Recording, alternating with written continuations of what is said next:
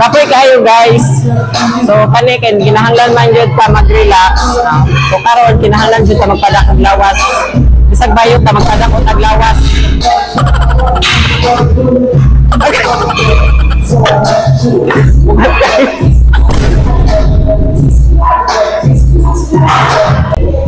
Kinahanglan jud ta magpadak og lawas no kay aron mainan tag macho pero bayot di ay.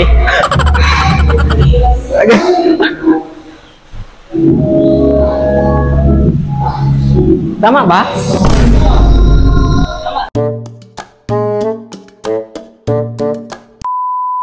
So guys, nangita ba mo og kanang mag-gym mo diha nga barato ra nga affordable? Diri na mo nuanhin na mo diri sa Spiral Fitness. I-visit lang yun diri nga fitness gym.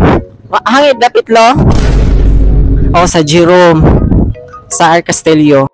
Hello, good morning. A day in my life as a full-time content creator. Ito yung unang araw ko na sinaba ko yung sarili ko sa pag-gym. At medyo naninibago nga yung katawan ko dahil nga hindi ako sanay magbuhat ng mga mabibigat na bagay. Iba kasi yung hinahawakan ko, hindi naman yun mabigat. Uy, ganon. At dahil nga first timer nga ako ay nagsimula ako magbuhat sa 10 kg sa mga dumbbells na yan. At sabi nga ng trainer ko ay magsimula lang ako sa mga kaya ko lang buhatin. At wag ko raw biglain yung katawan ko na magbuhat ng 50 kg. Iisang sako nga ng bigas na 50 kg, hindi ko nga maalsa yun. Huy, ganon.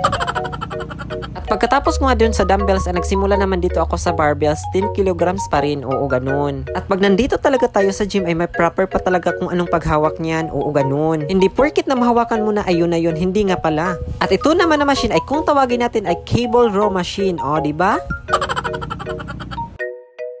O wag kayong mag-alala dahil ni-research ko yan talaga sa Google para sa inyo. Huy, ganon. At sunod naman na ginamit ko na machine itong Hammer Strength machine. Ito yung ginagamit na machine na pampalaki ng upper chest natin guys, oo ganon. Yung mga walang dibdib dyan, ito yung best para sa inyo. At sunod naman na machine na ginagamit ko itong chest press machine na kung tawagin. Ito ay nakatutulong para palakihin yung dibdib natin, oo ganon. At dahil nga baguhan lang ako sa pag-gym ay normal lang siguro yung pagnanam sa mga muscles ko. At sunod naman na ginamit ko na machine itong tawagin nating elliptical cross trainer, oo ganon. Para kang tumatadyak lang sa bisikleta, parang ganon. Sunod naman na machine na ginamit ko itong multi-gym para kanitong naghihila pababa pabalik-balik, oo. Ini-elaborate ko na lang talaga ito sa inyo lahat para wag na kayong magtanong, oo ganon.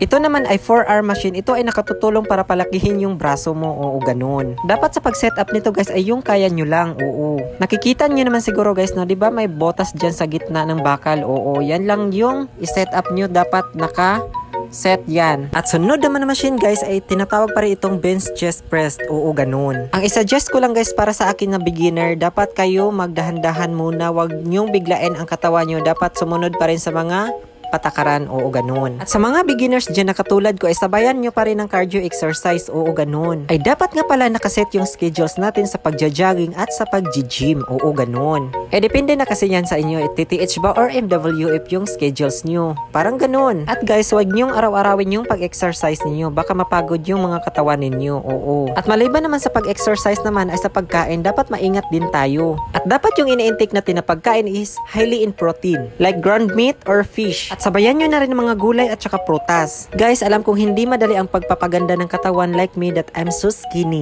Ay kailangan ko talaga madagdagan yung timbang ko para lumaki naman yung katawan ko. O hanggang dito na lang. Thank you for watching. Keep sharing this video to inspire the others. Bye!